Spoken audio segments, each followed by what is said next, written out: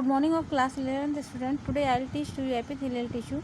Epithelial tissue is shown on the upper surface of the human being animal body, which is called the epithelial tissue. Means you can say that epithelial tissue is found on the upper surface of the body. This is called the epithelial tissue, which is created by the epithelial cells.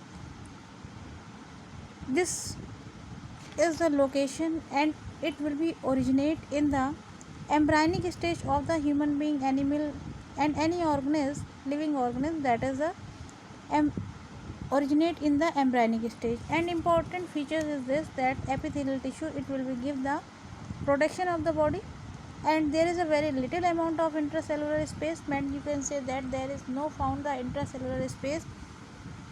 It will be found that in a very short amount and very little amount, and in the little amount of intracellular space are found the glycoprotein are available in the intracellular space. There is no found the blood and lymph vessels.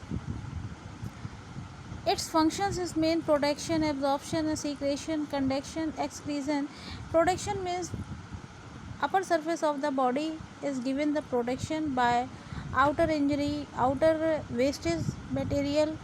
Many things are available on the atmosphere, so it will be protect of the body. And next is the absorption. Absorption means many important, many useful things are absorbed by the epithelial tissue. And secretion, secret is very important thing, like that coldness and hot, many things are secret. And in other words, you can say that mucus and digestive juice are secret in the epithelial tissues. And conduction is also available, means you can say that many types functions are available on by the epithelial tissue. And Hindi medium students, आपको हम इस तरीके से समझाते हैं कि ये epithelial tissue क्या होता है। एपिथेलियल टिश्यू हम उसको कहते हैं जो लेयर सबसे बाहरी लेयर होती है, उसे हम एपिथेलियल टिश्यू कहते हैं। और इसका फॉर्मेशन यानी इसका डेवलपमेंट कहाँ से शुरू हो जाता है कि जब बॉडी के अंदर कोई भी सेल्स तैयार होती है, कोई भी एक फर्टिलाइजेशन के बाद, मेल फीमेल फर्टिलाइजेशन के बाद एक एम्ब्रायो बनता है।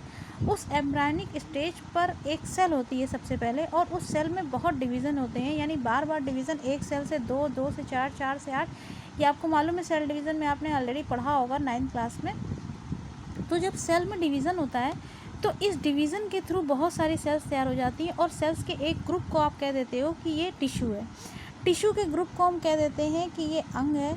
और अंगों के ग्रुप को, यानी कि जब कई अंगों का आपस में संगठन हो जाता है तो उससे एक शरीर की संरचना तैयार हो जाती है। यानी कि एक कोशिका ने क्या तैयार कर दिया, एक शरीर को बना दिया। और कोशिकाओं के निरंतर विभाजन से ही शरीर का निर्माण हुआ। अगर कोशिकाओं में विभाजन ना होता तो यहाँ पर शरीर ना बन पाता। अगर कोशिका आपकी डैमेज हो जाती है, एम्ब्रायनिक स्टेज पे एम्ब्रायो डैमेज हो जाता है, तो वहाँ पर किसी भी शरीर का गठन नहीं हो पाता है।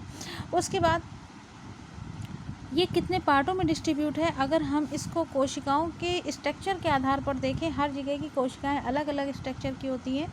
तो ये हमें 4 तरीके की दिखाई देंगी। एक तो सबसे पहले एपिथेलियमी लेयर है, दूसरी आपकी संयोजी ऊतक जिसे हम कनेक्टिव टिश्यू कहते हैं, तीसरी आपकी मस्कुलर है जो पेशी ऊतक है, और चौथी आपकी नर्वस है जो तंत्रिका ऊतक है।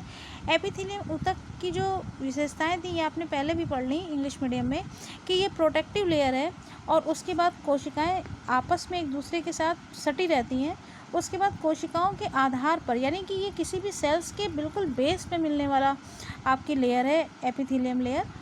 क्यों? क्योंकि ये ट्रांसपेरेंट होती है। ट्रांसपेरेंट होने से सबसे बड़ा बेनिफिट ये है कि जितने भी वेस्टेज या जितने भी अंदर हार्मफुल मटेरियल्स, केमिकल्स तैयार हो रहे हैं, वो इस लेयर के थ्रू बॉडी से बाहर एक्सक्रीट हो जाते हैं, क्योंकि एक्सक्रीजन भी इसका एक फंक्शन है।